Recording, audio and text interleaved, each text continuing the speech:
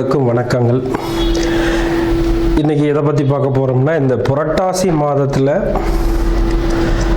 நம்ம 12 ராசிக்கு உரிய என்னென்ன அமைப்பு இருக்குது, எப்படி இருக்குது, இந்த மாதத்தில் இந்த 2025 எந்தெந்த அமைப்புகள்லாம் வர இருக்குது அப்படிங்கிறத பற்றி பார்க்கலாம்.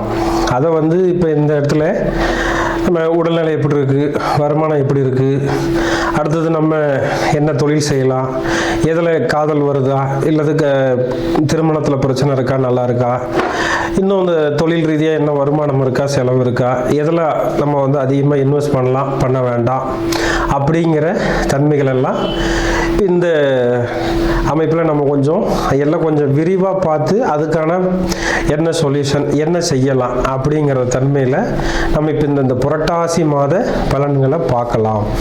அதில் இப்போ ஒவ்வொரு கணக்குலேயும் ஒவ்வொரு சூழல்கள் வரும். ஒவ்வொரு ராசிக்கு இந்த மாதிரி செய்யலாம், செய்யக்கூடாது அப்படிங்கிற ஒரு சூழல்லாம் இருக்கும். அது எல்லாத்தையும் நம்ம பொறுமையாக அழகாக அது என்னென்ன செய்யலாம், என்னென்ன செய்யக்கூடாது.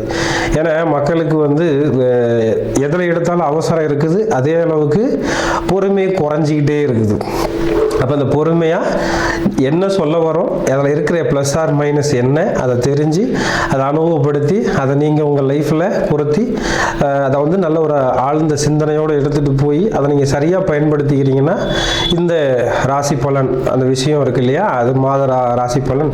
அப்போ இந்த மாதத்தில் நீங்கள் எதை செஞ்சால் சௌரியமாக இருக்கலாம், எதை செஞ்சால் கொஞ்சம் டிஸ்டர்ப் ஆகும் அப்படிங்கிறத பற்றி இப்போ நம்ம பார்க்கலாம். மிதுன ராசி நேயர்களே, அன்பர்களே, அனைவருக்கும் வணக்கம். இந்த மிதுன ராசிக்கு 2025 புரட்டாசி மாதத்தில் என்ன பலன் எப்படி இருக்குன்னு பார்க்கலாம். இந்த மிதுனத்தில் இந்த மாதம் இந்த வருஷத்தில் உங்களுக்கு குரு இருக்கார், அது ஒரு யோகம்தான். அதே அளவுக்கு 9ல் ராகு இருக்குது, அது கொஞ்சம் தன்மைகளை கெடுக்கும் அப்படிங்கிற மாதிரி சொல்கிறது. ஏன்னா அது பாக்கியஸ்தானத்தில் இருக்கிறதுனால பாக்கியத்தை கெடுக்கும். அப்படின்னாலும் உங்களுக்கு 3ஆம் அதிபதி 4 இருக்கிறதுனால நிறைய எழுத்துப்பூர்வமான பிரச்சனைகள் வரும். அதே மாதிரி கம்யூனிகேஷன் சம்பந்தப்பட்ட பிரச்சனைகள் வரும். அதே மாதிரி நண்பர்களால் தொந்தரவு வரும், சகோதரர்களால் தொந்தரவுகள் வரும். அண்ணா தம்பி அப்படிங்கிற சகோதர ஸ்தானத்திலிருந்து கொஞ்சம் தொல்லைகள் வரலாம். அடுத்ததாக ஒரு சில அமைப்புகளில் முன்ன சுகமாக போகிற மாதிரி தெரியுங்க. இப்போ ஒரு சொத்து வாங்கலாம் அப்படின்னா வாங்கன்னு உங்களை கூப்பிட்டு அதிகமான விலைக்கு விற்கிறது வாங்குறதுங்கிற மாதிரி ஒரு சூழலை உருவாக்கி கொடுத்துருவாங்க. இப்போ அண்ணா தம்பி இருக்கிறாங்க, நான் பார்த்துக்கிறேன் வாங்கன்னு சொல்லி கூப்பிட்டு போயிட்டு டிஸ்டர்ப் பண்ண கொண்டு வந்துடுவாங்க. இந்த மாதிரியும் ஒரு சூழல் நடக்கும். அடுத்ததாக பார்த்தீங்கன்னா ஒவ்வொரு இப்போ மொபைல் இருக்குது, கம்யூனிகேஷன் பண்ணுறதுலாம் சிலது இருக்குது இல்லைங்களா, அதெல்லாம் நம்மளை டிஸ்டர்ப் பண்ண ஆரம்பிக்கும்.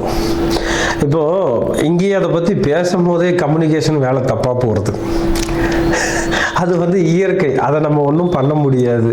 அந்த மாதிரி ஒவ்வொரு சூழல்லையும் இப்போ ஃபோனு அதாவது தொலைத்தொடர்பு அப்படின்னு ஒரு விஷயம் வருது. அதே மாதிரி இந்த மிதுன ராசியில் இருக்கிற நண்பர்களில் சில பேர்லாம் பார்த்தீங்கன்னா இந்த ஆக்டரு, இன்னும் நடிகைகள் இருக்காங்க அப்படின்னா அவங்களுக்கெல்லாம் இந்த ஒரு மாதத்தில் அதை கையெழுத்து போட்டு சைன் பண்ணுறதெல்லாம் கொஞ்சம் குறைச்சிக்கிறது நல்லதுங்க. ஏன்னா இந்த மாதம் சைன் பண்ணுறது அது முடிஞ்ச அளவுக்கு குறைச்சிக்கிறது நல்லது. இல்லைன்னா அது வழியாக கொஞ்சம் சிக்கலும் வரும்.